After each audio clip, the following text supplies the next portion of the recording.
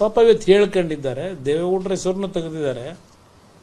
ಅದೇನೋ ಅಣ್ಣಾಜಿ ಅಂತ ಪದ ಬಳಸವ್ರೆ. ಕೈ ಮುಗಿತೀನಿ, ದಯವಿಟ್ಟು ನಮ್ಮನ್ನ ನೀವು ಅಣ್ಣನೂ ಮಾಡ್ಕೊಳ್ಳೋದು ಬೇಡ, ನಾವು ನಿಮ್ಮನ್ನು ತಮ್ಮನ್ನೂ ಮಾಡ್ಕೊಳ್ಳೋದು ಬೇಡ. ಅದರ ಅವಶ್ಯಕತೆ ನನಗಿಲ್ಲ. ಇಲ್ಲಿ ಪ್ರಶ್ನೆ, ಈ ಪ್ರಾಜೆಕ್ಟು ಎಲ್ಲಿಂದ ಉದ್ಭವ ಆಯಿತು? 2006 ಹೌದು, ನಾನು ಮುಖ್ಯಮಂತ್ರಿ ಆದೆ. 2006ರಲ್ಲಿ ಮುಖ್ಯಮಂತ್ರಿ ಆದಾಗ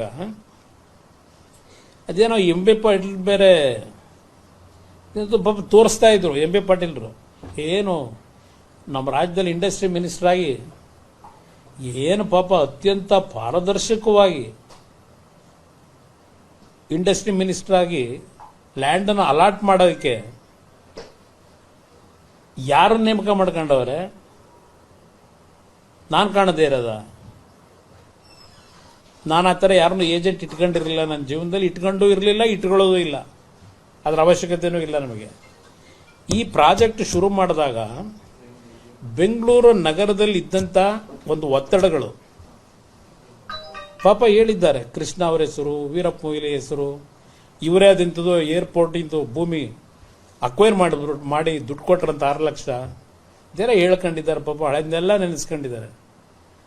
ಶಿವಕುಮಾರ್ ಅವರೇ, ನೀವು ಅವತ್ತೇನು ಮಂತ್ರಿ ಆಗಿದ್ರಿ, ಆಗಿನ ಸರ್ಕಾರಗಳು ಮಾಡದಂತ ಬೆಂಗಳೂರು ನಗರದ ಮೇಲೆ ಬಲಾತ್ಕಾರ ಏನು ಮಾಡಿದ್ರಿ? ಆ ಭೂಮಿಗಳ ಮೇಲೆ ಹೇಳಿದ್ರಲ್ಲ, ಈಗ ಅವತ್ತೆಲ್ಲ 1.5 ಲಕ್ಷಕ್ಕೆ 2 ಲಕ್ಷಕ್ಕೆ ಪಾಪ ರೈತರು ಭೂಮಿ ಕೊಟ್ಟುಬಿಟ್ಟಿದ್ರು. ಇವತ್ತವೆಲ್ಲ 50 ಕೋಟಿ ಬೆಲೆ ಆಗಿದೆ. ಇದೆಲ್ಲ ಹೇಳ್ಕೊಂಡು ಹೋಗಿದ್ದೀರಪ್ಪ. 50 ಕೋಟಿ ಬೆಲೆ ಆಗಿದೆ, ಇಲ್ಲ ಅಂತ ನಾನು ಹೇಳಲ್ಲ. ಅವತ್ತು 1.5 ಲಕ್ಷಕ್ಕೆ ನೀವು ಅಕ್ವೈರ್ ಮಾಡಿದ್ರು, 2 ಲಕ್ಷಕ್ಕೆ ಅಕ್ವೈರ್ ಮಾಡಿದ್ರು. ನಮ್ಮ ಹತ್ರ ರೈತರು ಯಾರೋ ಬಂದು ಈ ತರ ಆಗಿದೆ, ನಮ್ಮನ್ನ ಇವತ್ತು ಭೂಮಿ ಉಳಿಸ್ಲಿಕ್ಕೆ ಬಂದು ಹೋರಾಟ ಮಾಡಿ ಅಂತ ನಮ್ಮನ್ನೇನು ರೈತರು ಅವತ್ತೇನು ಕರೆದಿರಲಿಲ್ಲ. ಆ ಒಂದು ಯೋಜನೆಗಳು ತಂದರಲ್ಲಪ್ಪ. ಬೆಂಗಳೂರು ನಗರ ಮುಂದಿನ 50 ವರ್ಷ, ಈಗ ಹೇಳ್ತಾ ಇದಾರಲ್ಲ, ಇದೇನೋ ಬೆಂಗಳೂರು ನಗರ ಬ್ರ್ಯಾಂಡ್ ಮಾಡ್ತೀನಿ, ಅದೇನೋ ಹೇಳ್ಕೊಂಡವ್ರಲ್ಲ ಎಲ್ಲ. ಈಗ ಬ್ರ್ಯಾಂಡ್ ಬೆಂಗಳೂರು ಮಾಡ್ತೀವಿ, ಅದೇನೋ ಬೆಂಗಳೂರು ಇದು ವಿಶ್ವಕ್ಕೆ ಮಾದರಿ ಮಾಡ್ತೀವಿ ಅಂತ ಹೇಳ್ತಾ ಇದ್ದೀರಲ್ಲಪ್ಪ. ಈಗ ಅವತ್ತು ಮಾಡಿದ್ರಲ್ಲ, ಸಿಂಗಾಪುರ ಮಾಡ್ತೀವಿ ಅಂತ ಹೇಳಿ, ಆ ಬೆಂಗಳೂರು ನಗರ ಮುಂದಿನ 50 ವರ್ಷಕ್ಕೆ ಯಾವ ರೀತಿ ಆಗ್ಬೋದು ಅನ್ನೋದನ್ನ ಕಿಂಚಿತ್ ಯೋಚನೆ ಮಾಡಿದೆ. ಅವತ್ತು ನೀವು ಮಾಡದಂತ ಬೆಂಗಳೂರಿನ ಅಭಿವೃದ್ಧಿ ಇದೆಯಲ್ಲ, ಅದರ ಫಲ ಇವತ್ತು ಬೆಂಗಳೂರಿನ ನಾಗರಿಕರು ಅನುಭವಿಸ್ತಾ ಇರತಕ್ಕಂಥದ್ದು. ನಾನು ಆಕಸ್ಮಿಕವಾಗಿ ಮುಖ್ಯಮಂತ್ರಿ ಆದವನು. ಆ ಸಂದರ್ಭದಲ್ಲಿ ಬೆಂಗಳೂರಿನ ಪರಿಸ್ಥಿತಿಗಳನ್ನು ನೋಡಿ ಹಲವಾರು ಯೋಜನೆಗಳನ್ನು ತರಬೇಕು ಅಂತ ಮಾಡಿದ್ದು ನಿಜ. ನಾನು ಉದಾಹರಣೆಗೆ ಬೆಂಗಳೂರು ನಗರದಲ್ಲಿ ಒಂದು ಇನ್ನರ್ ಕೋರ್ ರಿಂಗ್ ರೋಡ್ ಅನ್ನ ಮಾಡಬೇಕು ಅಂತ ಹೇಳಿ ಸುಮಾರು 102 kilometre elevated road, inner core elevated ರೋಡ್ನ ಮಾಡಬೇಕು ಅಂತ ಹೇಳಿ 2006ರಲ್ಲೇ ತೀರ್ಮಾನ ಮಾಡಿದ್ದೆ. ಇವತ್ತು ಯಾವ ಒಂದು ಗಾಳಿ ಆಂಜನೇಯ ಸ್ವಾಮಿ ಟೆಂಪಲ್ ಇದೆಯಲ್ಲ ನಮ್ಮ ಬ್ಯಾಟರಾಯನಪುರ ಅಂತ ನಮ್ಮ ಮೈಸೂರು ರೋಡ್ನಲ್ಲಿ, ಆ ವೆಸ್ಟ್ ಆಫ್ ಕಾರ್ಡ್ ರೋಡ್ ಪಕ್ಕದಲ್ಲಿ ಪ್ಯಾರಲಲ್ಲಿ ಆ ದೇವಸ್ಥಾನದ ಪಕ್ಕದಲ್ಲಿ ಡ್ರೈನೇಜ್ ಮೇಲೆ ಒಂದು ಫ್ಲೈಓವರ್ ಮಾಡಿದೀವಲ್ಲ, ಅದು ಒಂದು ಸಣ್ಣ ಯೋಜನೆ ಅಂತ ಪ್ರಾರಂಭ ಮಾಡಿದ್ರು, ಪೈಲಟ್ ಪ್ರಾಜೆಕ್ಟ್. 142 ಕಿಲೋಮೀಟರ್ ಬೆಂಗಳೂರು ನಗರದಲ್ಲಿ ಇರತಕ್ಕಂಥ ಈ ಒಂದು ಕಾಲುವೆಗಳಿತ್ತಲ್ಲ, ರಾಜಕಾಲುವೆ, ಅದರಲ್ಲಿ ಎಲಿವೇಟೆಡ್ ಕಾರಿಡಾರ್ ಮಾಡಬೇಕು ಅಂತ ಹೇಳಿ ಎಲಿವೇಟೆಡ್ ರೋಡ್ಗಳು ಮಾಡಿ ಸ್ಕೂಟ್ರು, ಆಟೋಗಳು, ಸಣ್ಣ ವೆಹಿಕಲ್ಗಳು, ಕಾರ್ಗಳು ಓಡಾಡೋದಕ್ಕೆ 142 ಕಿಲೋಮೀಟರ್ ಯೋಜನೆ, ಅದನ್ನು ಸಹ ಮಾಡಬೇಕು ಅಂತ ತೀರ್ಮಾನ ಮಾಡಿದ್ದವನು. 5 ಟೌನ್ಶಿಪ್ ಮಾಡಬೇಕು ಅಂತ ತೀರ್ಮಾನ ಮಾಡಿದವನು ನಾನೇ. ನಾನು ಇಲ್ಲ ಅಂತ ಎಲ್ಲೂ ಹೇಳಿಲ್ಲಪ್ಪ, ಗೌರವಾನ್ವಿತ ಮುಖ್ಯಮಂತ್ರಿಗಳೇ. ನಾನು 100 ಬಾರಿ ಹೇಳಿದ್ದೀನಿ, ನಾನೇ ಮಾಡಬೇಕು ಅಂತಕ್ಕಂಥ ಯೋಜನೆಯನ್ನ ತರಬೇಕು ಅಂತ ಹೊರಟವನು ಅಂತ ನಾನೇ ಹೇಳ್ತಾ ಇದ್ದೀನಿ. ವಿಧಾನಸಭೆ ನಮ್ಮ ಮುಖ್ಯಮಂತ್ರಿಗಳ ಕಚೇರಿ ಕೃಷ್ಣ ಈ ಯೋಜನೆ ಬಗ್ಗೆ ಚರ್ಚೆ ಮಾಡಿದಾಗ ನಮ್ಮ ಅಧಿಕಾರಿಗಳು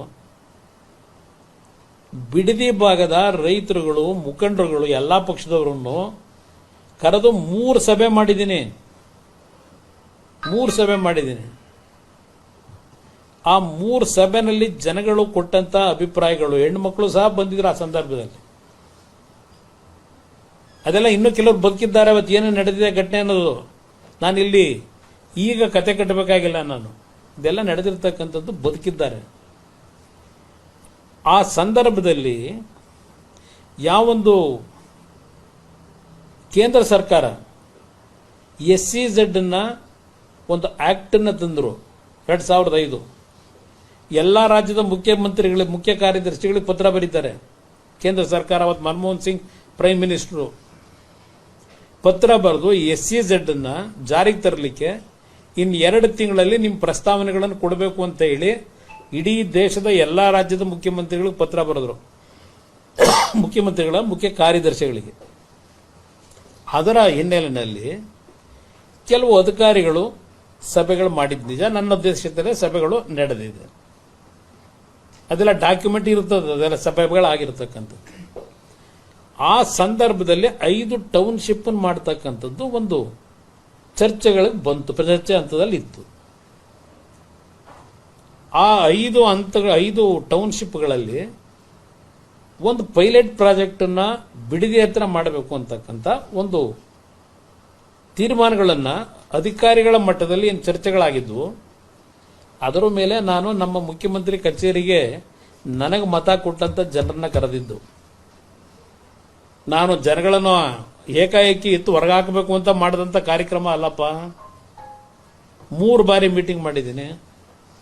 ಈಗ ನೀವು ಮಾಡ್ತಿರೋದೇನು, ಮೊದಲನೇ ನೋಟಿಫಿಕೇಶನ್ ಮಾಡೋದಕ್ಕಿಂತ ಮುಂಚೆ 20 ಜನ ರೈತರನ್ನ ವಿಧಾನಸೌಧಕ್ಕೆ ಕರೆಸ್ಕೊಳ್ಳಿಲ್ಲ.